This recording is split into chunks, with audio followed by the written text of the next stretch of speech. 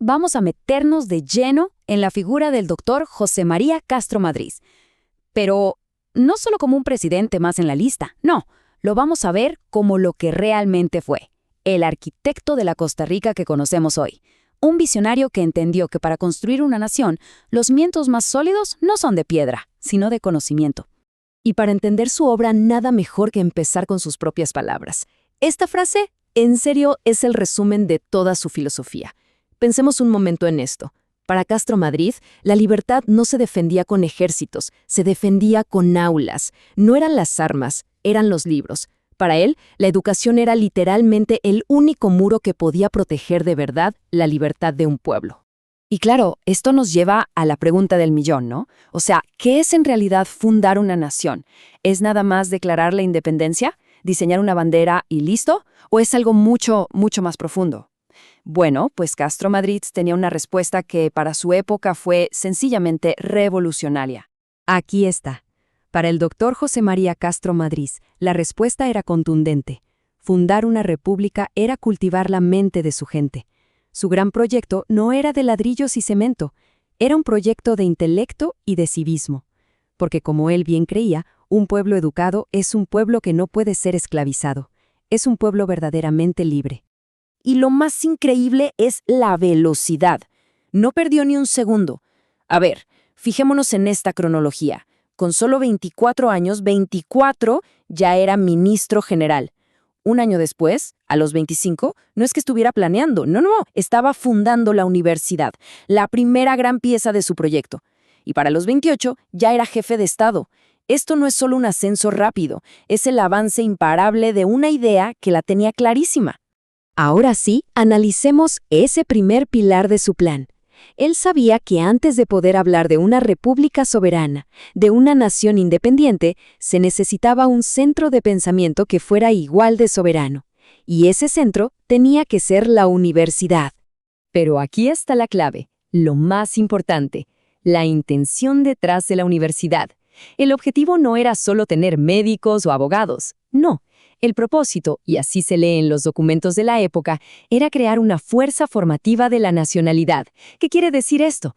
Pues que la universidad era el motor que iba a forjar una identidad costarricense propia, educada, crítica, consciente de sí misma. Y su compromiso fue absoluto. Esto no fue un decreto que firmó y del que se olvidó. Para nada. Castro Madrid fue rector de la Universidad de Santo Tomás durante 17 años. ¡17!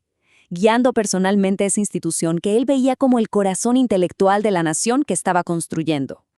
Pero su visión no se detuvo ahí. Una vez que puso esa piedra angular, se lanzó a un proyecto que para su tiempo era todavía más radical, más revolucionario, la educación formal de las mujeres. Así de simple y así de potente. Estamos hablando de una época en la que la educación para las mujeres era casi una anécdota. Y él fue el primer gobernante en la historia del país que creó un proyecto oficial como el Liceo de Niñas. Es que entendió algo fundamental. No se puede construir una nación sólida educando solo a la mitad de la gente. Es imposible. Esta frase tan personal nos deja ver de dónde venía su motivación. Su política tan progresista no era un cálculo frío, para nada. Nacía de un respeto personal, profundo y genuino. Aquí conectaba su rol como hombre de Estado con su experiencia humana más básica. Y esta otra idea es brillante para entender su lógica. La pregunta era, bueno, ¿por qué es tan importante educar a las mujeres?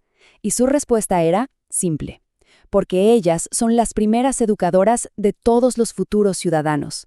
Si se quería tener una república de caballeros, o sea, de ciudadanos virtuosos y responsables, era absolutamente indispensable tener madres educadas.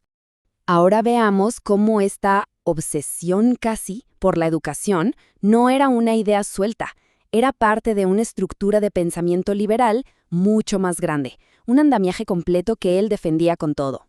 Es que en su visión todo estaba conectado, todo era coherente. Él entendía que la educación necesita un ecosistema de libertad para poder crecer de verdad. Por eso, no solo impulsó el derecho a aprender, sino también el derecho a expresarse, y fue un defensor a ultranza de la libertad de prensa. Incluso su lucha contra la pena de muerte era parte de la misma visión humanista. todo encajaba. Y lo más importante es que no se quedó en palabras bonitas, en discursos. Llevó estas convicciones a la ley más importante del país. La Constitución de 1844, que él mismo impulsó, fue la primera en establecer la educación como un derecho garantizado por el Estado. Lo convirtió básicamente en una obligación nacional. Entonces, con todos estos cimientos ya puestos, con la universidad, la educación de la mujer, las libertades garantizadas, el paso final era casi inevitable. Era hora de ponerle el nombre oficial a esa estructura que había construido con tanto cuidado. Y aquí lo tenemos, el momento cumbre. El 31 de agosto de 1848, Costa Rica deja de ser un estado y se convierte oficialmente en la República de Costa Rica. Pero, ojo, no fue un simple cambio de nombre en un papel. Fue la declaración de que el país ya tenía la madurez intelectual y cívica para gobernarse a sí mismo. Un trabajo de preparación que él había liderado desde el principio. Y esta frase lo dice todo sobre él. Demuestra que sus principios estaban muy por encima del poder. Cuando se enfrentó a una crisis política y a la amenaza de una guerra civil en 1849, prefirió renunciar. Entendió que la república que él mismo había fundado valía muchísimo más que su propio cargo. Así que, si nos quedamos con una sola idea, que sea esta. El verdadero legado de Castro Madrid no es una mancha de color en un mapa. Es la idea, una idea que sigue tan viva hoy como entonces, de que la verdadera muralla que protege a una nación, su libertad y su futuro, reside en la mente educada de su gente.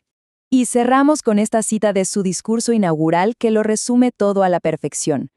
Él no buscaba la victoria de un bando o de un partido. Su bandera era la nación entera. Y su objetivo, el bienestar de toda Costa Rica.